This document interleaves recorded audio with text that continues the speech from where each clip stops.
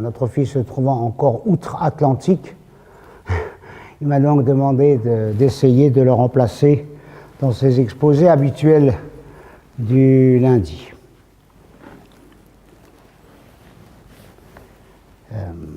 Si on regarde un petit peu, j'ai donné comme titre à cet exposé de la démagogie à l'hérésie. Alors je me suis dit, tout le monde va se demander un petit peu qu'est-ce que j'ai voulu dire derrière ces mots assez curieux qui ne correspondent pas en vérité aux indications habituelles que l'on trouve dans la Torah.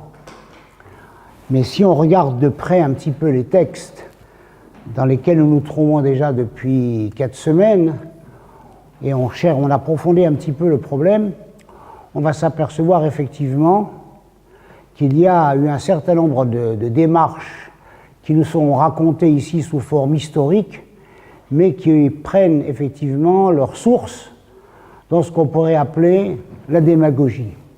La démagogie, ça signifie que finalement on peut arriver à ses fins par des arguments fallacieux, la plupart du temps, en allant dans le sens des réclamations de la foule et sans se préoccuper en réalité de la véracité des faits et de la réalité qui peuvent en découler.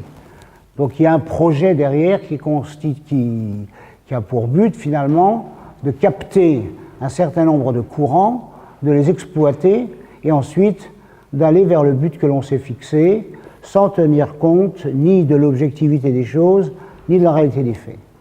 Et c'est un petit peu comme ça. Et là, à travers les récits en apparence, des récits de nature historique, la Torah nous fait effectivement comprendre, et à travers les siècles, quelles ont été les motivations profondes des acteurs de cette histoire. Ça signifie quoi? Ça signifie que quand on regarde la Torah, lorsqu'on regarde les récits des aventures et des mésaventures, des révoltes, des réclamations en tout genre, qui jalonnent notamment une grande partie du livre dit de Bamidbar, du nom des livres, finalement la Torah ne nous a pas transmis un compte-rendu historique. Elle nous a dit, voilà, il y a eu des pérégrinations, il y a eu des incidents, il y a eu des révoltes, voilà comment les choses se sont résolues, et on emporte ça, si vous voulez, comme sorte de description historique, alors que le but de la Torah, depuis le début, depuis le moment où la Torah a été écrite et a été donnée au clan d'Israël, au peuple d'Israël, eh bien, chacun des événements qui y sont rapportés ne sont pas simplement racontés et rapportés, mais ils ont une visée plus profonde, qui est une visée morale et éthique, et une visée de sens, qui fait que la Torah reste tout à fait éternelle et transhistorique, et que ce qui s'est passé à un moment donné de notre histoire, et qui nous est relaté par la Torah, eh bien, a effectivement des significations qui sont valables pour chacun d'entre nous, sur le plan communautaire, sur le plan général, sur le plan politique quand il y en a, et sur le plan personnel. Voilà le problème qu'on va essayer de développer un petit peu aujourd'hui. Par exemple, la Torah nous dit à un moment donné que le peuple d'Israël a reçu la Torah au mont Sinaï et qu'il s'est parfaitement organisé comme étant le représentant du Créateur et de l'organisation du monde selon la volonté du Créateur. Il y avait un sanctuaire, le peuple d'Israël s'est divisé en tribus, chaque tribu avait sa bannière, chaque tribu connaissait sa place, chaque tribu connaissait son rôle, et tout cela était complètement centré sur ce qui est l'origine de la révélation divine et qui est le modèle de ce qui est attendu par le Créateur, c'est-à-dire le sanctuaire. C'est-à-dire que le peuple juif s'est installé dans le projet divin. Le projet divin, dès le Sinaï, les enfants d'Israël se sont demandé, mais on a été libérés d'Égypte et on va nous donner une Torah sans laquelle l'univers et le cosmos ne peuvent pas exister, comme le dit le verset. Quelle est notre partition? Quel est notre rôle? Quel est le but? de quoi s'agit-il? Et le Créateur leur a fait une réponse qui apparaît à première lecture curieuse. Il a dit « Atem tiyu mamlechet kohanim vegoy kadosh ». Vous serez pour moi une dynastie de servants, serviteur étant peut-être un mot qui peut paraître péjoratif, qui a double sens, de servants, et une population, un peuple constitué de toutes sortes de gens, depuis disons, celui qui balayerait les rues, il n'est pas inférieur, mais socialement il est là, jusqu'au plus haut niveau de l'intellectuel ou de la richesse. Tous ensemble, vous formez un goy, kadosh, une nation sainte. C'est-à-dire que vous allez porter en tant que nation, je dis bien en tant que nation, en tant que peuple, ce que le Créateur va dire plus tard, soyez saints parce que je suis saint. Bon, je ne vais pas expliquer maintenant quel est le problème de la sainteté qui a été évoqué ici, c'est une problématique, mais un fait est certain, c'est que le peuple d'Israël devient Adat Israël. Il n'est pas simplement une populace, il est un peuple témoin et qui va, par ses actions, par sa compréhension du sens de son histoire, de sa conduite, va être effectivement une nation qui va montrer que sa royauté est d'être servant Dieu.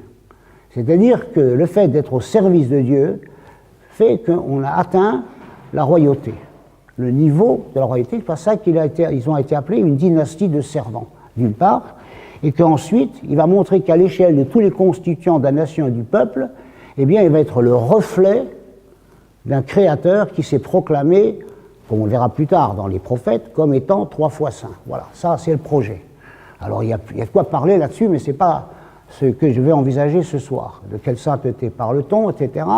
On a quelques indications, puisque le Créateur finalement a révélé quelque part que le peuple d'Israël allait assumer la sainteté géographique par la présence du sanctuaire, la sainteté du temps par le Shabbat et les fêtes, la sainteté de la personne dans ses expressions corporelles à travers toutes les lois qui régissent l'alimentation et les relations masculins-féminins, etc.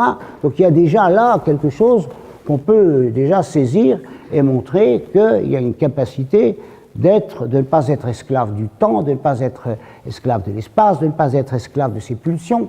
Il y a tout un tas de choses qui peuvent se jouer au niveau individuel, et ça, c'est le projet. Ceci va se faire à l'échelle communautaire. Et cette échelle communautaire, le Créateur va donner la capacité au peuple d'Israël de s'organiser dans le temps et dans l'espace comme une sorte de réflexion, un reflet de l'organisation des mondes supérieurs. Ce sont des idées extrêmement complexes, je le reconnais, mais c'était ça. Et ça, le peuple d'Israël était prêt. Après le Sinaï, différentes aventures, l'organisation spatio-temporelle du peuple d'Israël était effectivement une organisation qui était le reflet effectivement des mondes supérieurs et permettait ensuite, en titre de témoignage, de faire en telle sorte que l'humanité tout entière et la nature avec pourraient dire, ressentir, faire valoir qu'ils ont été créés par Dieu, par le Créateur, par Kadosh Baruch Hu, et qu'à ce titre-là, ils allaient assumer un certain nombre de conduites liées à l'éthique et à la morale et faire aboutir le projet divin à la fin des temps. Globalement, c'était ça. Et donc le peuple d'Israël était totalement prêt pour cela. Il y a toute la description des premières parachats le montre. On lui a appris à éliminer les miasmes de certaines inconduites majeures, et une fois qu'on lui a appris à nettoyer le terrain, si je puis m'exprimer ainsi, à faire une asepsie rigoureuse, comme l'on dirait, eh bien, il va recevoir en prime la bracha des Kohanim, la birkat Kohanim. Et là, il va pouvoir effectivement avancer et recevoir la lumière de la face divine qui s'exprime notamment dans le don de la Torah. Bon, ceci étant dit, qu'est-ce qui se passe? Et tout d'un coup, c'est là où l'apparence historique des versets nous interpelle. Tout d'un coup, le verset biblique dit « Vayissou me'ar Sinaï ». Ils se sont déplacés en quittant le mont Sinaï et sont allés dans telle ou telle direction. C'est presque un pléonasme, parce que lorsqu'on sait qu'ils se sont mis en marche et qu'ils ont été dans telle ou telle direction, quand quelqu'un sait qu'il va partir, il va aller vers, disons par exemple à la gare du Nord, on n'a absolument pas besoin de lui dire, il a quitté son domicile rue du Simplon pour aller à la gare du Nord. De dire, il suffit de dire, il va vers la gare du Nord. Inutile de préciser d'où il est parti et pourquoi il est parti de là. Si ce n'est pour nous donner une indication. Et là, l'indication est particulièrement précieuse.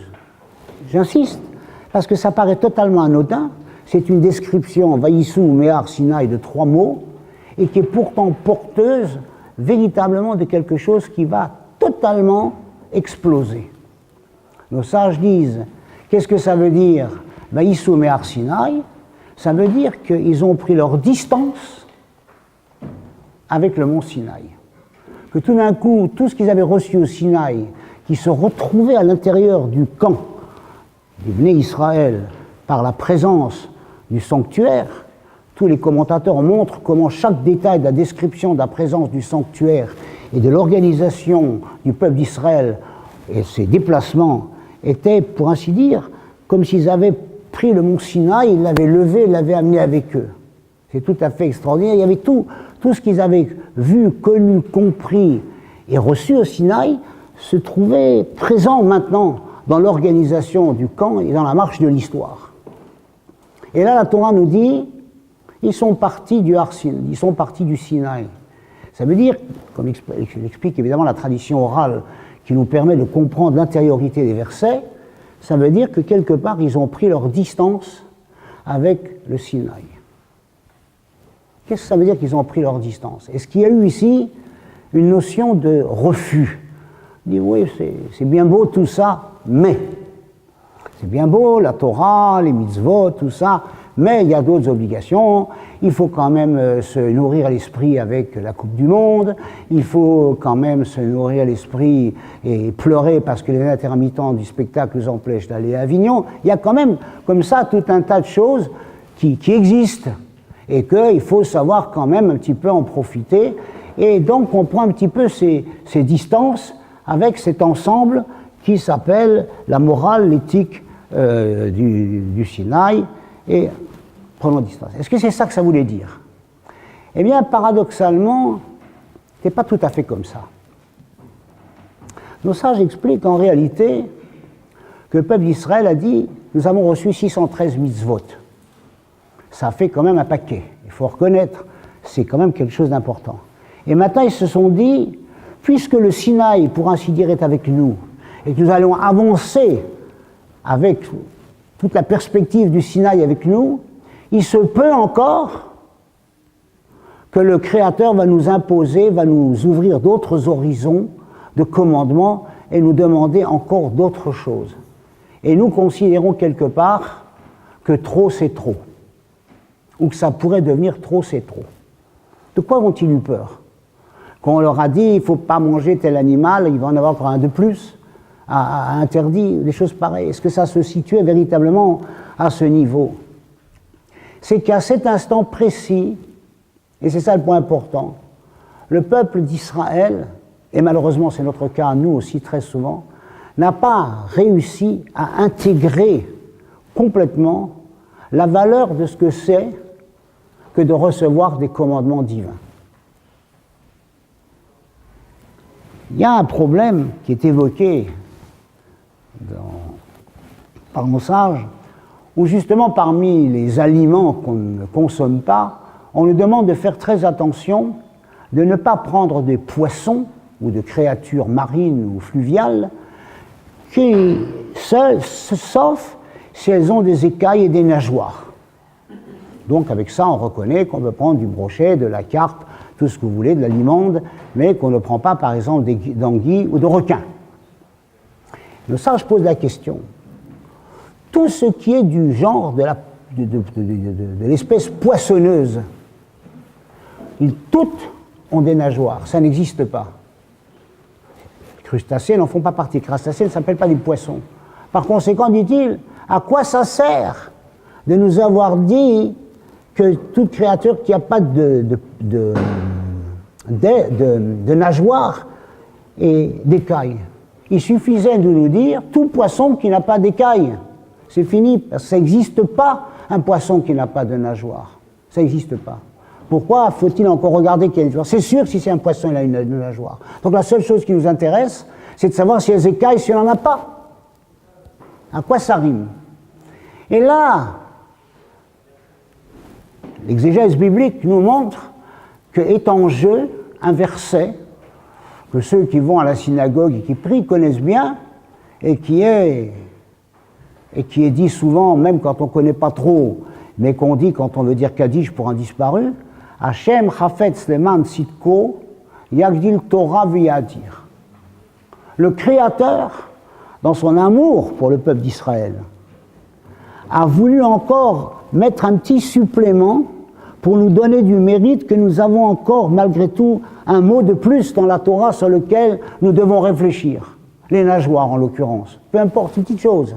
Mais le fait que ce mot était inutile et qu'il a été mis comme étant l'identifiant du poisson qu'on peut manger ou pas, alors qu'il n'est pas nécessaire, et qu'on s'attache à comprendre ce mot et sa place et ce que ça veut dire, le Créateur, de ce fait, a ajouté un mérite. Ça, le peuple d'Israël et nous-mêmes n'avons pas toujours bien compris, ou ne comprenons pas toujours bien. C'est-à-dire que quelque part, les mitzvot qui nous sont donnés ne sont pas quelque chose qui est fait pour nous empêcher de vivre, qui n'est pas fait pour nous mettre un carcan qui nous empêche de nous développer, que ce sont des frontières et des barrières qui nous empêchent de profiter de la vie tel que nous pourrions le considérer nous-mêmes.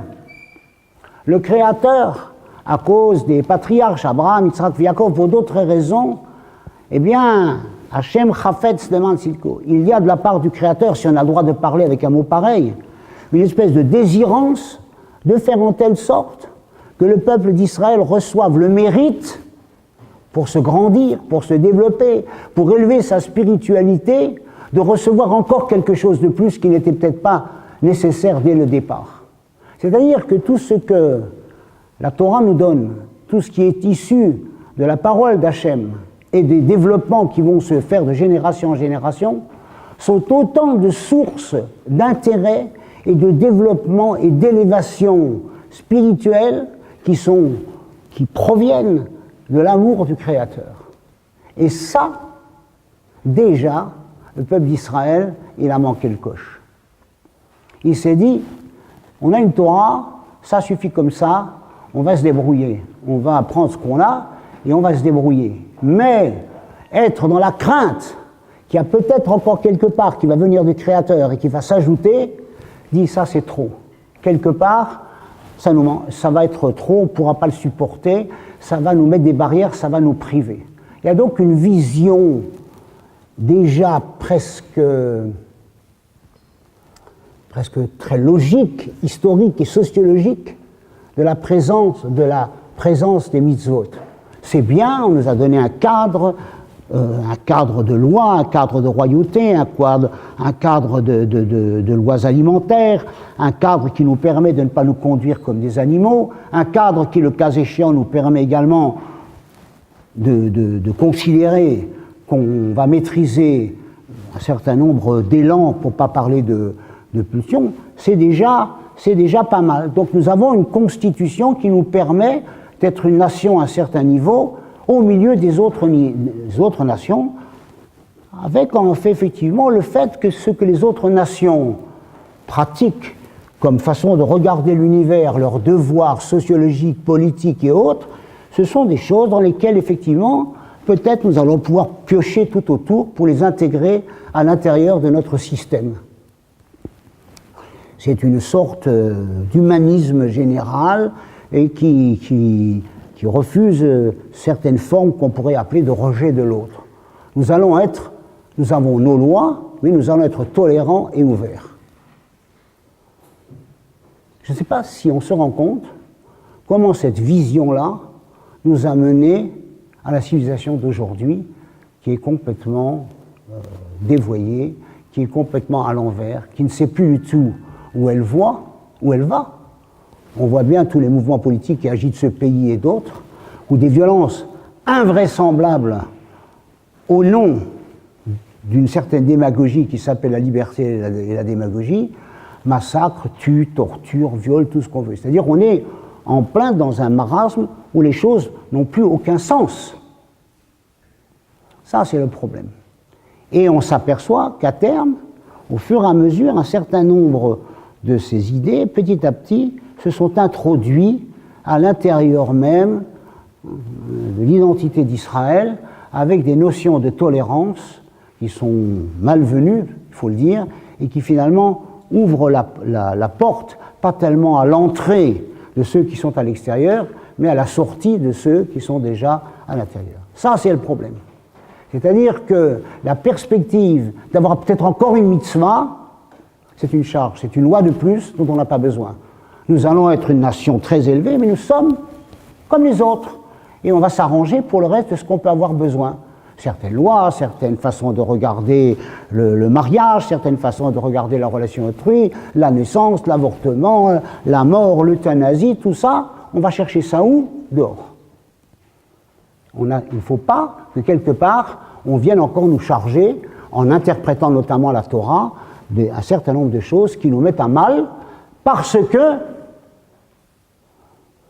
qu'il y a des mouvements généraux de valeurs qui se sont installées dans le monde, on les appelle des valeurs négatives, et on va, sans se rendre compte, ne pas vouloir assumer son identité personnelle, et on va rentrer dans ces mouvements et petit à petit essayer de les intégrer, et on va totalement déformer de ce fait le message de la Torah.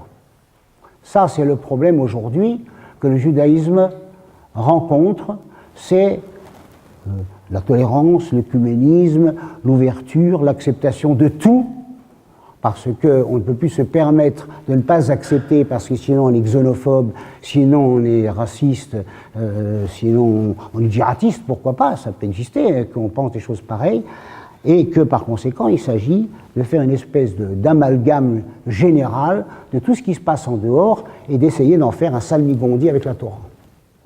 Et ça a commencé avec Vaïssou Mehar Sinaï. Le problème de la démagogie, il est le suivant. Le proverbe d'ailleurs le dit très bien. Vox populi, vox Dei. La voix du peuple est nécessairement la voix de Dieu. C'est-à-dire que c'est dans la mesure où il y a des dynamiques populaires qui exigent, pour des raisons qu'on ne va maintenant pas analyser, que tel ou tel principe soit aboli, ou que tel ou tel principe devient un principe de valeur, à ce moment-là, nous sommes sûrs que nous sommes dans le chemin voulu, peu importe comment nous sommes dans le chemin voulu par Dieu. C'est-à-dire que ce sont les mouvements, les dynamiques populaires, intellectuelles de toutes sortes, sociologiques de toutes sortes, qui finalement vont dire la loi, et une fois qu'eux auront dit la loi, la population devra, le peuple, les nations vont s'y soumettre. Mais il y a refus d'une loi transcendante qui est venue du Créateur, qui dit non. Le peuple se conduit selon la loi, et ce n'est pas le peuple qui fait la loi. Ces problématiques, on les a très bien rencontrées aujourd'hui dans notre société, où des choses que la population, encore il y a 100 ans, considérait comme totalement immorales et intolérables, sont devenues non seulement acceptables, mais sous peine d'être soi-même condamnées, doivent être acceptées de plein cœur. Je ne veux pas donner de détails salaces, mais enfin chacun a compris de quoi je parlais. Et ça a commencé dans notre histoire à propos de Vaïssou Mehar Sinaï.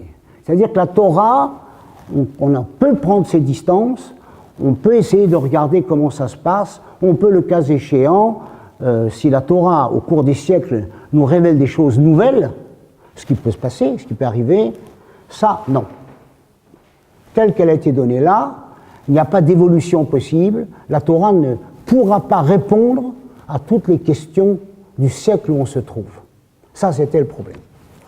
Et le résultat de tout cela, c'est que, évidemment, s'est installée une vision dans laquelle la volonté du peuple devient la population prend un aspect démagogique et va effectivement nous amener aux tragédies qui sont mentionnées ici. Très intéressant de voir comment a fonctionné cette première démagogie, si je puis m'exprimer ainsi. Tout d'un coup, le peuple dit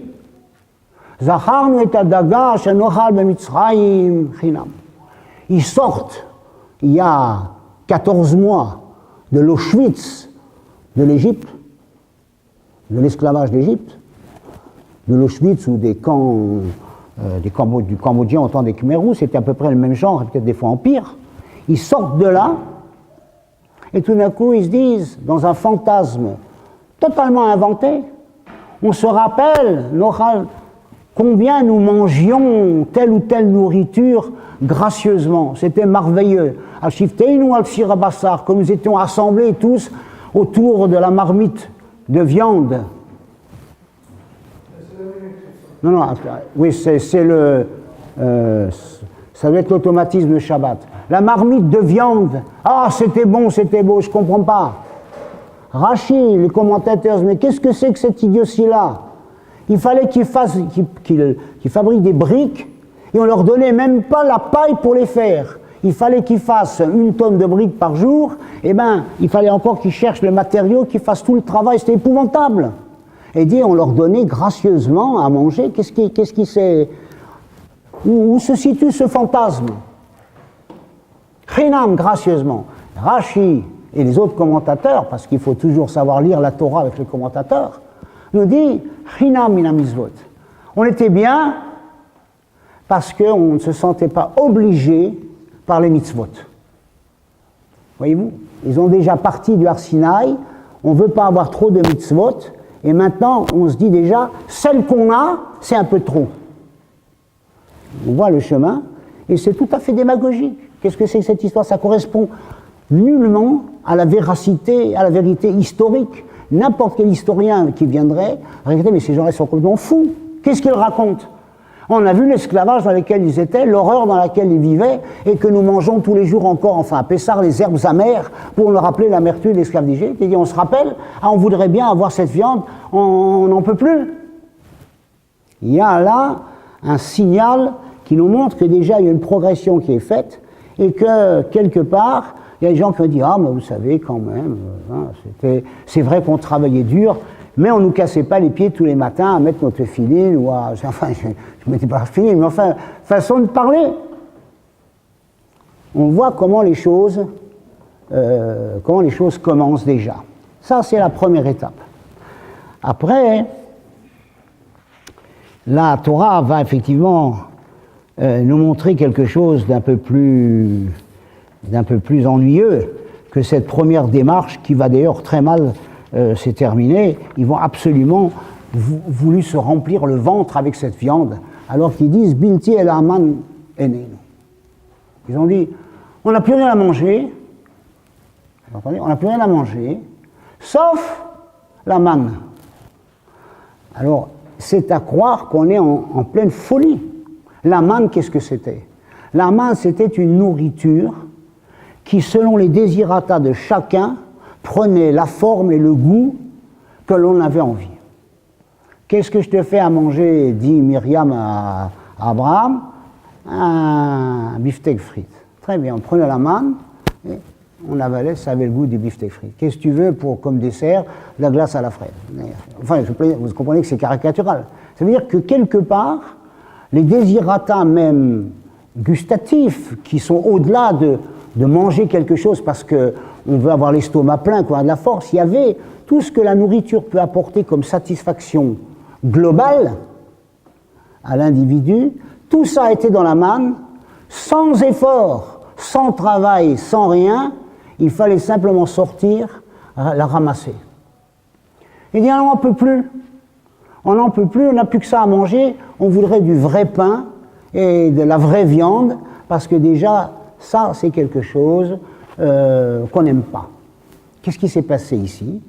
Il s'est passé que le peuple d'Israël a bien compris ce que la Torah va nous révéler beaucoup plus tard, dans un autre verset, où Dieu dit, vous savez, tout ce que j'ai fait là, dans le désert, avec la manne, je vous ai éprouvé.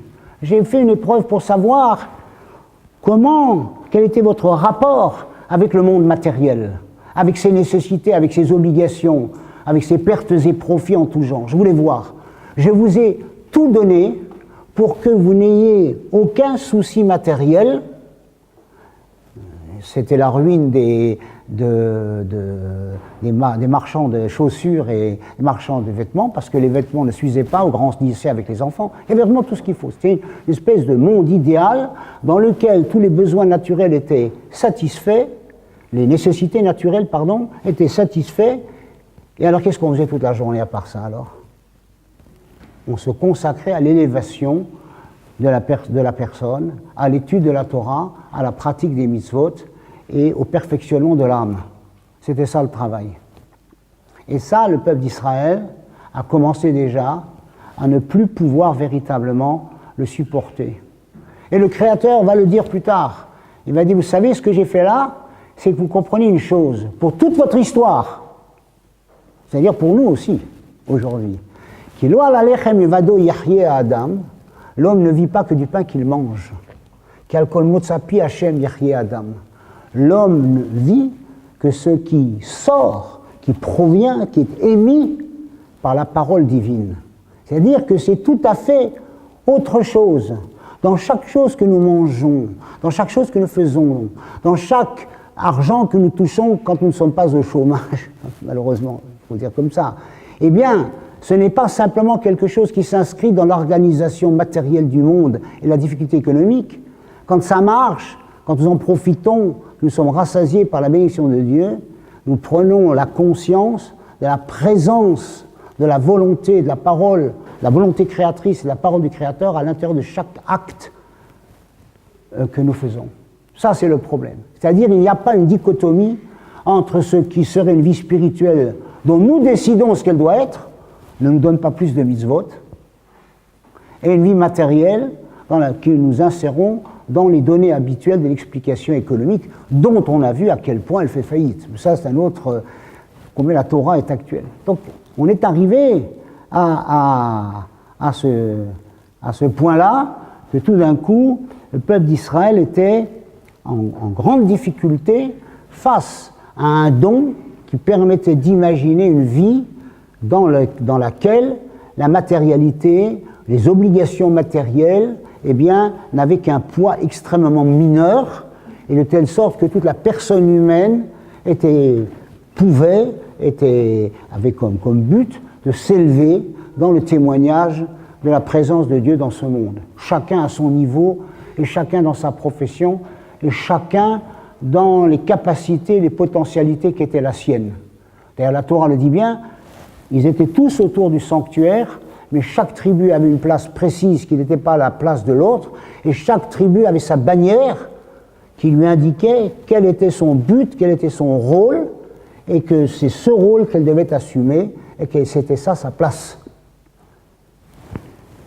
C'est dans cette, voyez, déjà, dans cette perspective-là, que petit à petit le peuple d'Israël a pris un petit peu cet aspect distant avec la Torah, et nous a bel et bien enseigné que là, parce que c'est ça l'intérêt du problème pour nous, c'est que il faut tenter de ne pas oublier qu'est-ce que nous faisons ici et quel est notre but, qui est toujours aujourd'hui, en 2014 par exemple, d'être Adat Israël, ce peuple témoin, dont le rôle est dans la civilisation actuelle et dans la situation actuelle, de dire « je suis le témoin » d'une présence peut-être voilée, ça c'est vrai, c'est un peu difficile, mais d'une présence voilée de la sainteté de Dieu et de la sainteté du peuple d'Israël, qui est son reflet.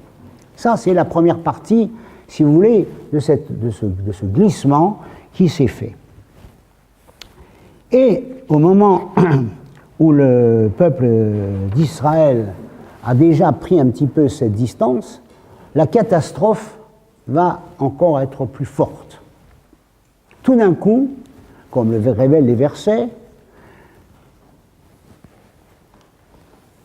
tout le peuple s'est précipité, nous dit Moshe, dit la Torah, vers Moshe. Tout le peuple, comme ça. Quand on analyse les mots dans la Torah, Kulchem elai, vous êtes venus tous vers moi. L'analyse des mots, des termes de l'origine montre qu'ils se sont précipités comme une espèce de manifestation non organisée. Tout le monde, c'est ce qu'on appellerait un rassemblement spontané devant le ministère de Moïse. Tout le monde s'est mis dans tous les sens, sans aucun respect des priorités, des chefs, des sous-chefs, de ceux qui dirigent, alors que la société était parfaitement organisée, avec des hiérarchies bien en place, et où chacun connaissait son rôle. Et il n'y avait pas de problème avec la hiérarchie, qui, elle, était inspirée, évidemment, par la morale divine, et ne devait être tout sauf une hiérarchie dictatoriale, des petits chefs et des grands chefs. Ça, c'est une nouveauté aussi.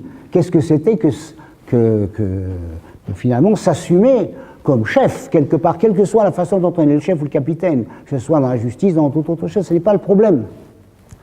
Et à ce moment-là, on nous dit, toute la population s'est jetée littéralement sur Moïse.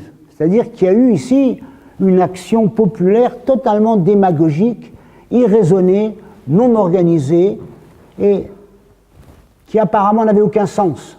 Ils étaient, au moment d'entrer dans la Terre Sainte, il y a eu une espèce de mouvement de foule généralisé dont on se demande où il a pris naissance et comment il est venu, et qui tout d'un coup a dit, on ne peut pas continuer comme ça, il faut qu'on va trouver des leaders syndicaux qu'on va nommer nous, ou des leaders tout court, et ils vont aller explorer ce pays qui est devant nous. On veut l'explorer, on veut savoir comment ça marche. Ici, nous avons une bascule beaucoup plus violente encore que ce qui s'est passé avant. C'est-à-dire que tout d'un coup, le verset biblique dans le psaume 106 nous dit la chose suivante: ils n'ont plus eu du tout la foi. Loéminou. Ils ont perdu la foi. Qu'est-ce que ça veut dire, ils ont perdu la foi?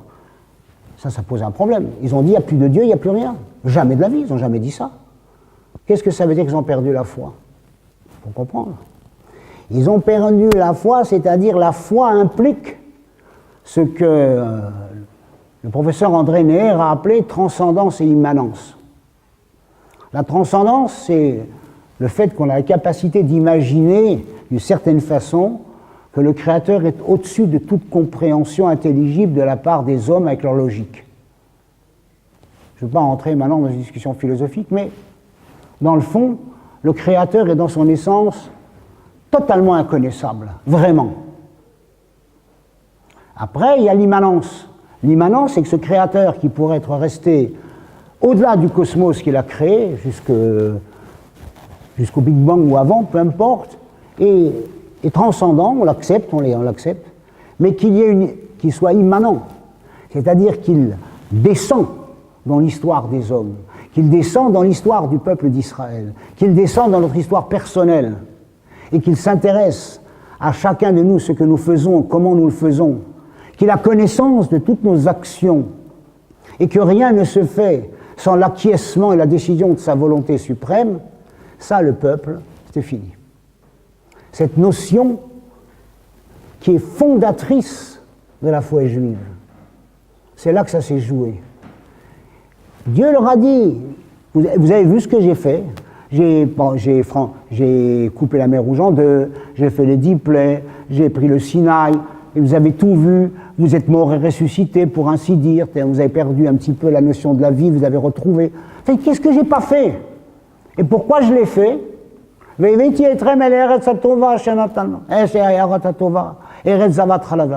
vais vous amener dans ce qui est le pays, qu'on traduit en français, bon, pas d'important, ruisselant de lait de miel, c'est-à-dire une terre qui est la représentation parfaite de l'unité de Dieu entre la terre, qui est le monde, disons, matériel, d'où est issu l'homme. Il ne faut pas oublier qu'il est sorti de la terre, hein.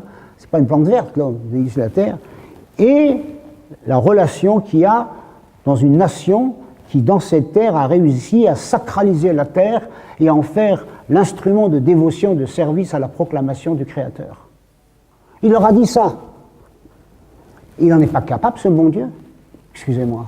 Après tout ce qu'il a fait, les 10 plaies, les miracles, il n'est pas capable, il ne peut pas faire ça.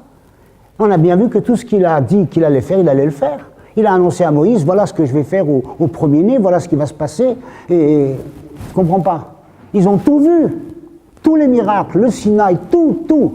Ils ont entendu la parole de Dieu. Anochi Hachem, je suis l'Éternel ton Dieu. Ils l'ont entendu. Ils l'ont tellement bien entendu qu'ils ont dit à Moïse, Moshe Rabbeinu, je t'en supplie, toi va parler. Parce que nous avons entendu la parole de Dieu, mais nous sommes quand même que des hommes quelque part, plus ou moins ordinaires, ils ne l'étaient pas, c'est des grands hommes, mais nous allons mourir d'entendre la parole de Dieu, mais ils l'ont bel et bien entendu.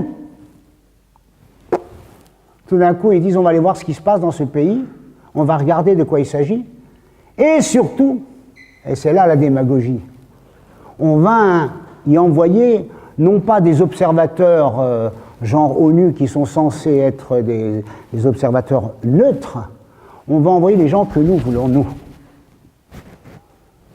Voilà le problème.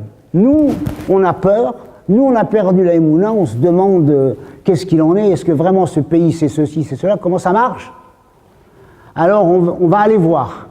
Mais c'est des gens à nous, c'est-à-dire ceux qui se sont inscrits dans ce mouvement démagogique pseudo-spontané et qui finalement met en doute la promesse et la parole divine et qui a déjà écorné sérieusement un coin de la foi.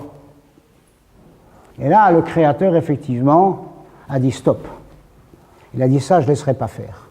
Je vais envoyer des gens qui ont la capacité d'être neutres et objectifs. Puisque vous le demandez, eh bien, je vais accéder à votre désir, et c'est là que se situe ce fameux épisode où tout d'un coup, il permet à Moïse, à Moshe, d'envoyer les 12 explorateurs qui vont visiter le pays. Et ces 12 explorateurs étaient des princes d'Israël, des grands chefs, des gens qui étaient au-dessus du lot. Et ça, j'insiste, pourquoi? Parce que, figurons-nous, qu'au moment où le sanctuaire a été inauguré, ces 12 princes ont eu une idée et dit il faudrait qu'on participe de façon active à l'inauguration de ce sanctuaire. Et ils ont tous imaginé un sacrifice, une offrande, qui n'était pas prévue dans la Torah. Et ils étaient tellement hauts, tellement grands, que chacun, sans consulter l'autre, a offert strictement la même offrande que son voisin. Et la Torah nous fait la description de 12 offrandes, stricto sensu exactement les mêmes, pour bien dire que chacun avait une idée à lui. Cette idée était tellement grande qu'elle était acceptée par Dieu, et qu'ils étaient tellement grands que chacun, avec une idée différente, est arrivé à la même conclusion. Et Dieu a dit, on accepte cette offrande exceptionnelle qui ne se représentera qu'une fois dans toute l'histoire du peuple d'Israël. C'est nous dire qui étaient ces gens-là. Et ils partent avec une mission bien définie qui consiste, malgré tout, à rassurer le peuple et à leur dire, mais non, le bon Dieu, ce qu'il a dit, c'est vrai. Et qu'est-ce qu'on voit? On voit qu'ils reviennent et que tout ce qu'ils ont vu de positif, tout ce qu'ils ont vu de positif, ou que nous considérerions comme positif, des fruits magnifiques, des grappes de raisin où il fallait 8 personnes pour les porter, etc., ils ont tout pris, ils ont tout mis à l'envers, et ils en ont fait un tableau désastreux, négatif, et en disant, même Dieu, vous entendez, c'est en allusion, mais l'exégèse montre, même Dieu ne pourra pas vaincre ce peuple composé de géants, de puissants, de villes fortifiées imprenables. Ça ne vaut pas la peine, nous ne pouvons pas imaginer que nous allons obtenir la conquête de ce pays. Et le peuple d'Israël s'est complètement révolté en les entendant, s'est endeuillé, en est arrivé jusqu'à faire une intifada, puisqu'ils ont tous pris des pierres et les ont jetées sur Moshe et Aaron. Qu'est-ce que c'est? Pourquoi nous avez-vous conduit ici? Pour nous amener dans le désert et mourir, et que les vautours vont prendre nos corps. C'est quoi ça? Je ne sais pas si on se rend compte. ce crime-là aura pour conséquence dans toute l'histoire juive la destruction du temple de Jérusalem et l'exil dans lequel nous sommes aujourd'hui. C'est-à-dire qu'il a été le crime d'abord parce qu'ils ont dénigré la terre d'Israël. Ah, on va être sioniste, non, c'est pas vrai. Ils ont dénigré, Dieu a dit c'est une terre parfaite, merveilleuse, abondante, riche, tout ce qu'il faut. Ils ont dit c'est pas vrai, nous on a vu le contraire. C'est-à-dire qu'ils ont pris la parole de Dieu et ils l'ont carrément mise à l'envers, ils l'ont nié. Non seulement c'est ce que Dieu a dit, ça c'est pas fait, mais c'est le contraire. C'est une terre qui dévore littéralement ses habitants. Je ne sais pas si on se rend compte que ce rapport d'exploration négatif a été un renversement complet où effectivement il n'y avait plus, comme au départ, un coin d'Aïmouna qui a été un petit peu écorné. On est parvenu par une démarche démagogique à une hérésie complète qui effectivement vise à mettre en cause la véracité de la parole de Dieu, la véracité de sa promesse et l'honnêteté de ce qu'il a dit. Vous vous rendez compte? Est-ce que nous nous rendons compte de ce qui s'est passé là? Et avec ça, on s'est tous effondrés en pleurs. La Torah dit, on est des pauvres malheureux, nous sommes trahis par Dieu, il nous a menti, c'est pas vrai, on est foutus, c'est terminé, n'en parlons plus. Dieu a dit, vous avez pleuré, vous n'aviez aucune raison de pleurer, vous avez introduit à l'intérieur du peuple d'Israël le malheur des pleurs, dont le sommet sera la destruction du temple le 9 av. Et, comme le verset le dit, le fait que malheureusement, jusqu'à la venue du Messie, si nous ne corrigeons pas cette façon de regarder les choses, eh bien, la terre va nous échapper, et quelque part nous serons en galoute, nous serons dans l'exil permanent.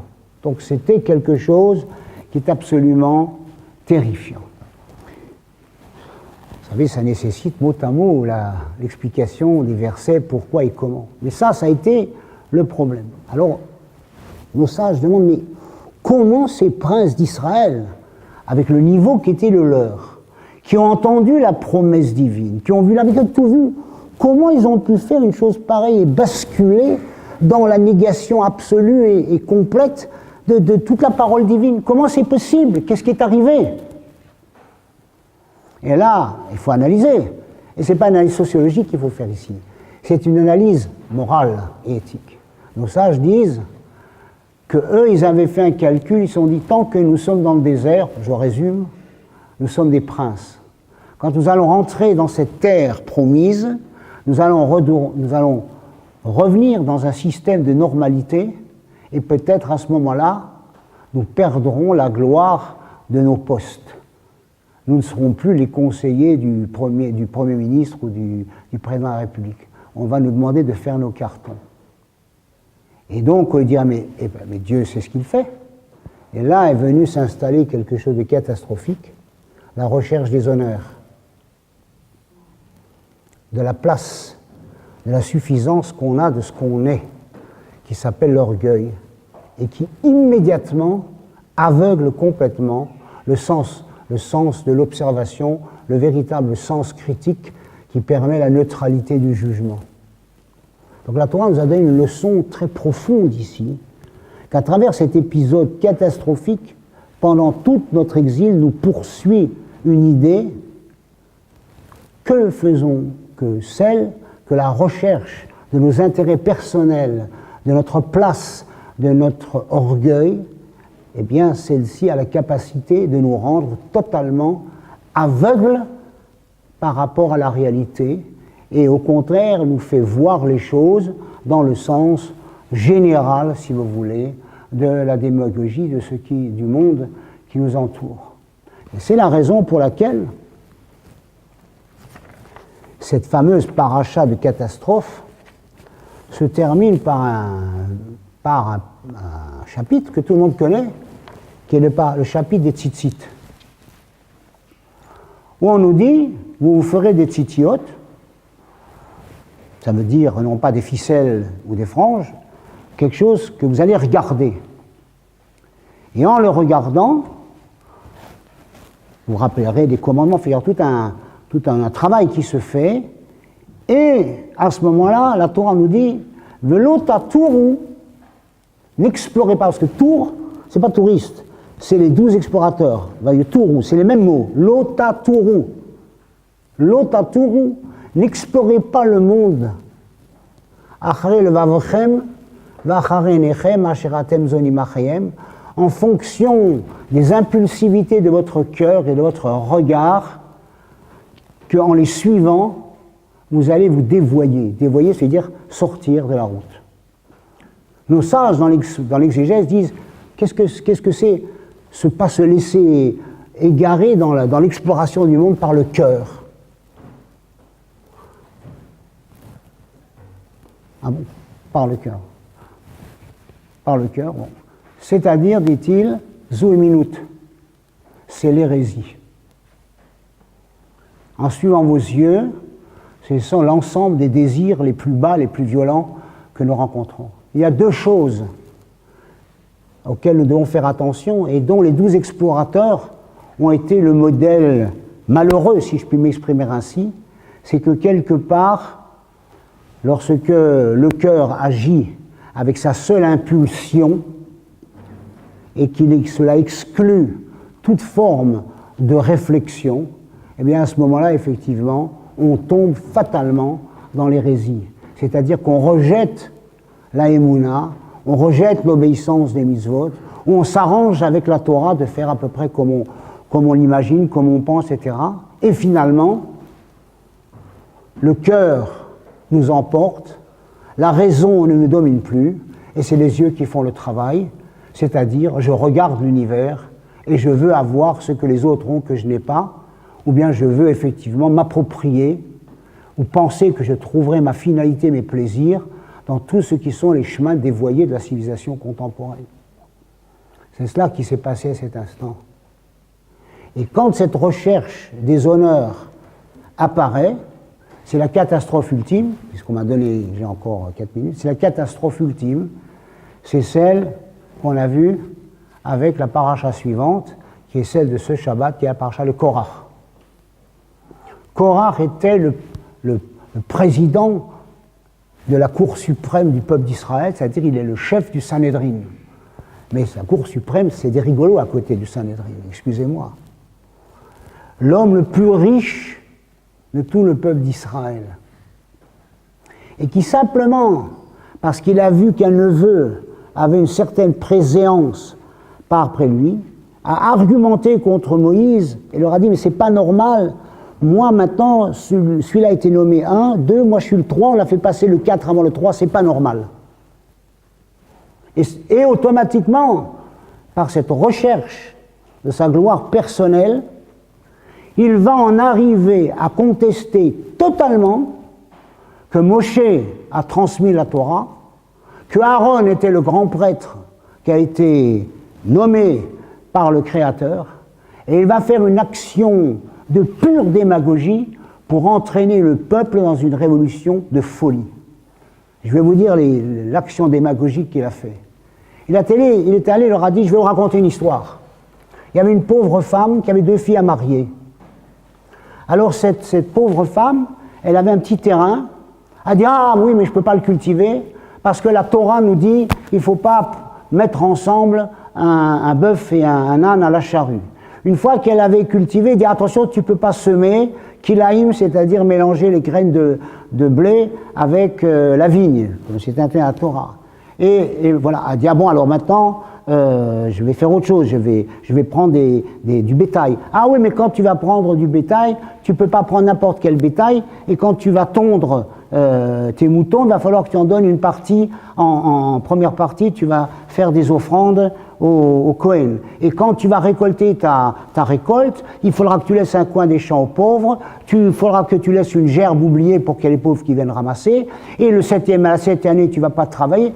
Et il a montré, en bloquant toutes les mitzvot de façon totalement démagogique, que finalement, la Torah, c'était la ruine de la personne, de l'économie et tout.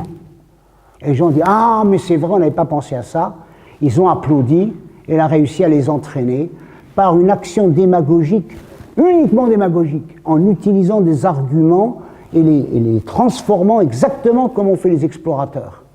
Et à ce moment-là, il a dit, Dieu n'existe pas. Enfin, ils n'ont pas dit à Dieu, ils ont dit, Moïse, tu es un exemple de népotisme, tu t'es nommé toi-même, tu as nommé ton frère, et c'est toi qui as tout fait, rien ne vient de la parole de Dieu. La preuve, dit-il, il dit, de quel droit vous êtes devenus les chefs?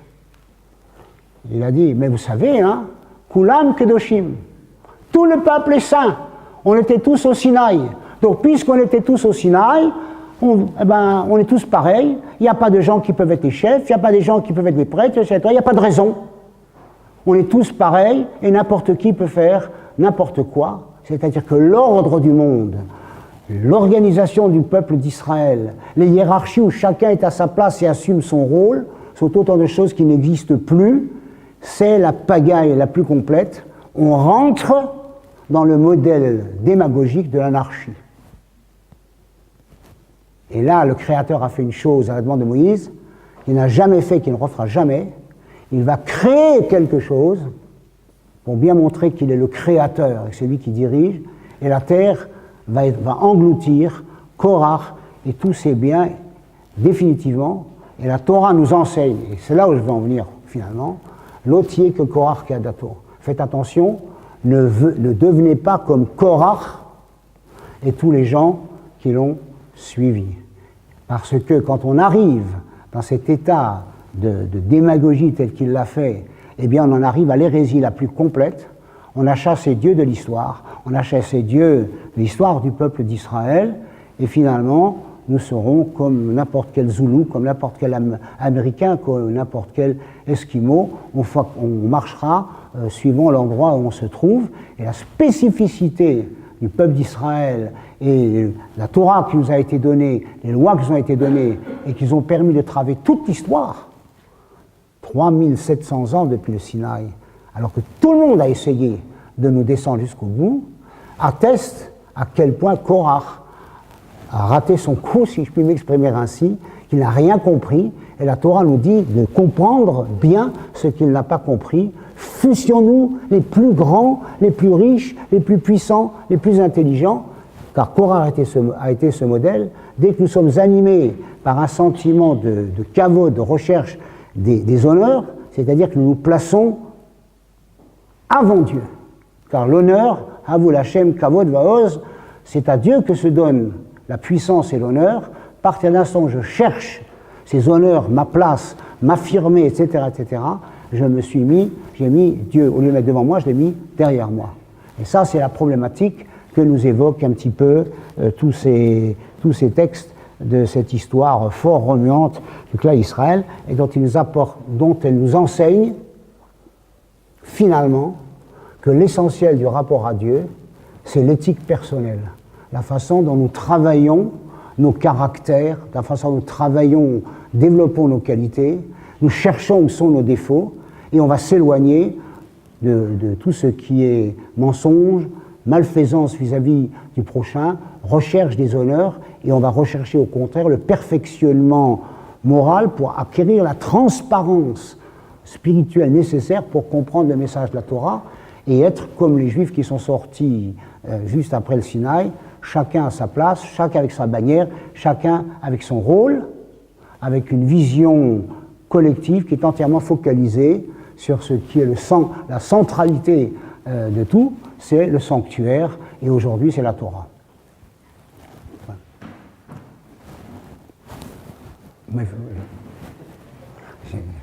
Oui. Ah oui, j'ai un problème, je vais me rapprocher parce que malgré mes appareils, je n'entends pas bien. Oui. Moi j'ai un petit souci parce que... Bon, si vous n'avez qu'un petit souci, vous êtes bien heureuse. Voilà, c'est façon de parler. Disons que moi ça fait quand même 27 ans que je suis en Israël. Oui. Et aujourd'hui, il serait temps que, je pense que les gens montent en Israël. Ah oui, ça, il est en train de nous y conduire, de gré ou de force. Oui. Mais bon, encore... Mais alors, les gens hésitent, c'est sûr. Mais moi, ma question est comme ça, voilà. Moi, ce que je vois à Jérusalem, et même partout en Israël, c'est que finalement, c'est le Erev Rav qui est au pouvoir actuellement et qui fait tout pour détruire tous les Juifs de bonne foi. Et bon, moi j'ai vu ça de mes propres yeux. Oui, oui, on sait bien. Mais alors quand on dit ça, est-ce qu'on veut dénoncer certaines personnes qui sont au gouvernement, qui prennent des mesures et qui font des lois on va dire, anti-morales, anti-sociales, anti-religion, anti-tout. Est-ce que c'est une avéra ou est-ce que c'est une mitzvah? Parce que moi, justement, quand on me dit oui, tu ne peux pas dénoncer comme ça ne se fait pas, je dénonce par exemple un homme politique qui s'appelle. Oui, oui, peu importe, on a tous compris de quoi vous parliez. Est-ce que moi, j'ai le droit de dénoncer, de faire un petit peu de la politique, finalement, bien que je sois religieuse, mais est-ce que. Oui, j'ai entendu les questions. Mais là, vous avez évoqué un problème beaucoup plus difficile. Nous vivons effectivement dans cette galoute où effectivement le prophète nous a annoncé que l'ennemi le plus puissant qui cherche à battre Israël, c'est un prophète, c'est l'ennemi qui est issu lui-même du peuple d'Israël. Alors c'est un problème, donc il faut défendre les valeurs de la Torah, etc. Et il ne faut attaquer que dans la mesure où on peut penser que ça sert à quelque chose et que ça permet aux gens d'avoir une certaine récipicence. C'est vrai, mais ça, Israël a fait un choix, excusez-moi, démagogique, en disant nous serons une nation comme les autres, nous allons faire une constitution comme les autres nations, etc., etc. Ce qui fait qu'aujourd'hui, les lois de la Torah sont vues comme quelque chose qui est venu se greffer sur quelque chose qu'une partie du peuple, il ne faut pas oublier que le sionisme a une origine quand même tout à fait laïque et de gauche, et c'est un autre problème, et que maintenant, évidemment, on paye le fait qu'il y a la démocratie et que quelqu'un a promis des trucs sociaux extraordinaires, etc., que tout le monde l'a suivi, qu'il a montré son vrai visage pour essayer d'amuser la galerie en abattant le monde de la Torah, et qui maintenant est tombé à 10% des sondages. Mais ça, c'est le problème, effectivement, que j'évoque, celui de la démagogie, et le fait qu'il faut arriver à faire en telle sorte que petit à petit, les lois de la Torah transcendent, y compris nos choix politiques actuels. Alors, qu'est-ce qu'on a le droit de dire, qu'est-ce qu'on n'a pas le droit de dire, qu'on a le droit de dire? C'est très compliqué, parce que même quand on attaque en politique le Shem Shamayim, il faut encore une sacrée dose de haine au fond de soi pour attaquer. Donc il faut faire très attention, dénoncer quelque chose et attaquer quelqu'un en étant au-dessus des fonctionnements haineux que chacun peut avoir au fond de lui-même, c'est une histoire très compliquée. Il faut y regarder 2 ou 3 fois avant de le faire, parce qu'on a toujours l'impression que moi je combats pour la liberté, je combats pour ci, je combats pour ça, et que dans le cœur, le Chafetz Chaim le dit clairement, c'est une mitzvah de parler contre les Rechaïm. C'est-à-dire, cette chaise-là, elle a profané Shabbat, cette chaise-là, elle a fumé Shabbat, je sais pas n'importe quoi. Il dit c'est une mitzvah. Il dit c'est une mitzvah extrêmement compliquée. Pourquoi? Parce qu'il faut que tu sois sûr que tu l'as fait pour la gloire de Dieu et pas parce que ça t'a permis de décharger ton agressivité en disant j'ai déchargé mon agressivité, j'avais un bon prétexte parce que tout le monde va applaudir, oui cette chaise il faut la casser. Mais au fond de moi-même, j'ai été agressif parce que ma femme m'a pas fait les pommes frites que je voulais, parce que mon fils m'a pas payé, parce que ma tante m'a pas donné le cadeau que je voulais. Alors je dis je suis un sadique, j'agresse pas, mais au fond moi-même il y a tout un fond d'agressivité que les analystes connaissent bien, et je l'ai sorti en pensant que je fais une mitzvah. Donc avant que d'attaquer, avant de dénoncer, il faut d'abord faire un nettoyage interne. Oui, autre question? Ah bah, apparemment, j'ai répondu à toutes vos questions, ou bien il n'y en avait pas, je ne sais pas quoi dire. Je vous souhaite passer un bon mois de Tammuz et d'Av. Voilà.